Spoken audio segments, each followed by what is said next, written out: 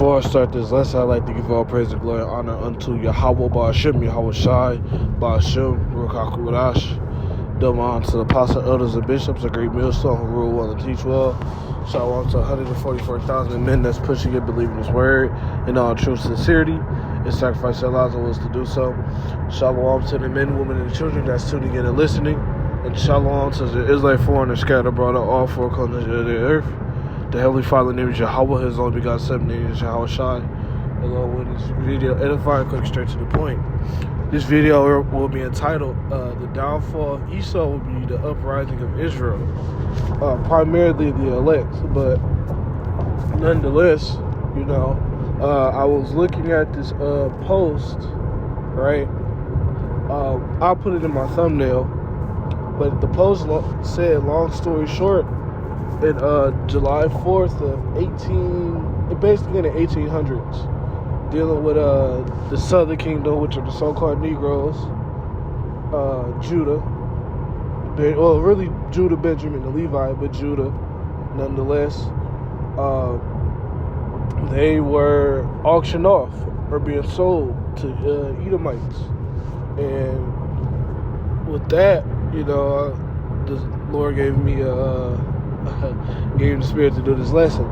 But I titled this like this because we're seeing the downfall of Esau's Edom kingdom, and we're going to see the uprising of the house of David, which are the elect, being risen up, and not only just being risen up, but being implemented in a fashion of where it's going to be unmovable and unbreakable. And it begins with the awakening of Having's truth, and the elect being sealed. So I'm gonna go ahead and start by grabbing this real quick. So I'm gonna start off in 2 Ezra chapter 6 and verse 9, something real simple. For Esau is the end of this world, right? And it is at the end of this current world, and Jacob is the beginning of it that follows. So Esau is the end of this current age and era in the world. Jacob is the beginning of it that followed, which means the beginning of Esau's age in the rule, the end of Esau's age, ending in the rulership, which Jacob is synonymous with Israel. But this is talking about the elect, nonetheless, which are Israelites. So we're going to see the elect, which are Israelites, be the upper echelon and be the next rulers of this here kingdom we're coming into. So with that, we're going to witness the way the world should be ran under Israelite authority and rule, right? And it's not going to be a question of who the Heavenly Father is, who His sons is, who His Son is, only begotten Son, right? There's no question of who the Negroes, Latinos, and Native Americans is. There's going to be no question who's our enemies. It's going to be no question of the things that people question today. There's going to be no question. Everything's going to be answered. The heathens are going to know, all Israel is going to know the truth. These heathens not going to come up against us anymore. And we're going to really understand what it's like to be up on top without falling. In some way, shape, or form, Jake know what it's like to be up on high, right? Being in a ruling class mentality. Now, not all Israelites have that mindset anymore, because the Lord stripped it of them and have Esau Edom beat it out of us, a very vast majority of us. But however, the elect have a ruling class mentality, and we don't want to be ruled by some vile man, which is Esau Edom, and with these elites. They're the basis of men. And we're seeing, witnessing, and experiencing how it is being under a vile, wicked ruler that doesn't care for anything but himself. Like, shit, he don't even care about himself, to be honest, because he poisons the air, he poisons the food. You poison the same air you're breathing in. You make everything You destroy, you make everything so taxable, so high in taxes. You tax the shit out of the people. Yeah, that's crazy. You get taxed at the end of the year. You get taxed every time you pay something. It's crazy. You can't never not get taxed. But long story short, the point of it is that we're going to experience a rulership without Esau Edom being in power, and that's going to be the best thing. Oh, not just Esau Edom, these other heathens too, because we're going to witness and experience what it's like to be in a kingdom that dwell with righteousness. So, actually, I'll get that in Peter's, 2 Peter chapter 3. Let me see. All right. In 2 Peter chapter 3, in verse 13, nevertheless, we are according to his promise, right? For look for new heavens and a new earth, wherein dwell the righteousness. And that new heavens and new earth is a refreshed earth, not quite literally a new heavens. It's going to be refreshed. It's going to be refreshed. It's going to be cleansed. And this planet going to be cleansed. Because the way the planet is now, it's polluted. You know, Esau, you doing damaging the ecosystem, the environment, and it's making it hard for the people of the planet to quite literally exist. Under all nations that we are, under all heathen rulerships we've been in, this captivity has been the hardest, or one of the hardest, if not the hardest, but one of the hardest. And on top of that, all these other captivities we've been in, they haven't destroyed the earth in some way, shape, or form. The Babylonians, at least, the Babylonians, the Persian Medes, the Assyrians, all of them, to some degree, didn't destroy the earth. They really just destroyed certain nations and people and conquered them. They didn't destroy the soil of the earth, the air, the water, the food. They didn't do all of that. Esau Edom does that. Because why? He's a harbinger of death. And we see that. This man can never, that's in Habakkuk 2 also. But we see that this man can never be satisfied. He constantly wants and wants and wants and wants and takes and takes and takes, and never put back in what he takes. You know, we see that on a very high level. So from here, I'm going to jump to Numbers 24, because we're going to see a transition of kingdoms, a transition of power, a transition of status.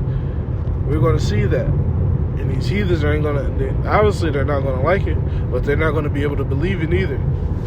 But these heathens, deep down, they know who the real Israelites are. They know who the real kings, who the real rulers of this earth is. And these other nations realistically want us back in rulership. They want us back in rulership, but at the same time, they don't. Because they know when the Israelites, the true Israelites, come back into power, they're no longer going to have a say in rulership, nor control. So this is Numbers chapter 24, and I start at verse 17. I shall see him, but not now. And this is Balaam. Slakia. Yeah, this is Balaam. Yeah. Because Balak was the kid. This is Balaam receiving that was in a trance, and it was in the vision, seeing the things in the future, right? He was seeing prophecy being, he was basically seeing prophecy that Israelites being on top. So this is back in Numbers chapter 24, verse 17. I shall see him, but not now. I shall behold him, but not nigh. There shall come a star out of Jacob, and a scepter shall rise out of Israel. It shall smite the corners of Moab, and destroy the children of Sheth. And Edom shall be a possession. Seir also shall be a possession for his enemies. and Israel shall do so valiantly. So what? The Israelites being in rulership and ruling with a raw, what's that? A stern fist with a rod of iron, and subduing the enemies that are against the Israelites. Pretty simple. Esau, Edom, Moab, all the Hamites, so on and so forth. And out of Jacob come he that shall have dominion and shall destroy him that remaineth in the city. And yeah, it's going into what? Yahushua coming back and putting all the other heathen under subjection and ruling, like I said, ruling. And destroy all our enemies. And by destroy, I don't mean completely annihilate and destroy our enemies. I mean put them in fear and subjection of us. Because we're going to need slaves to build up our kingdom. I'm damn sure not. If I'm of the elect, I damn sure not going to build up my kingdom with my hands. My slaves are going to do it. Lord willing, I'm of that number. Numerous other brothers, apostles and elders, bishops on down. So this is exactly what we're going to witness. Because Esau Edom has run rampant, right, for a very, very long time. And we're going to see the end of that. This man been able to do everything under the sun, right? He's been able to persecute us, feed us to alligators. You know, you got to think, this man Esau been fucking with the Israelites, been messing with us. I'm not going to be so vulgar, but been destroying us and slaying us for a very long time, dealing with the Greeks, Hellenization, right? He quite literally tortured and beaten. That was one of the beginning examples in history, biblical history, that you persecuted and you knew who you was persecuting. You persecuted the Israelites, you know, Hellenizing us, saying, "Oh, if y'all don't become Greeks, if y'all don't commit to what we say, we're going to torture you and kill you for being an Israelite." You know, some things to that nature. And the same thing happened in Rome to an extent, right? You had you couldn't be a Jew openly, right? And they blamed everything on us. Like, they completely have went above and beyond when it came to coming against the Israelite. They really have. So therefore, since we as Israelites been oppressed, we're going to oppress you in righteousness. So I'm going to grab this Revelation chapter 13 real quick. This Revelation chapter 13 and verse 10, the old one but a good one. He that leadeth into captivity shall go into captivity. He that killeth with the sword must be killed with the sword. Here's the patience and the faith of the saints. And yeah, that goes to show that what? Those that put the Israelites in captivity shall go in captivity. Those that kill Israelites with a weapon or a sword shall be killed with the sword. And the faith and the patience and the faith of the saints is waiting upon the return of Yahushua and believing in him with all your being. And acting on it as well. Not just believing, acting on it as well. And the saints are Israelites, simply put.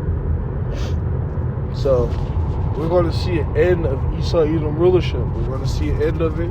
We're going to behold it, experience it. It's going to be a little rough around the edges. But it's going to be, well, let me say it like this. It's going to be a little rough getting there. But however, when we get there, we're going to know when we're there. If you get what I mean.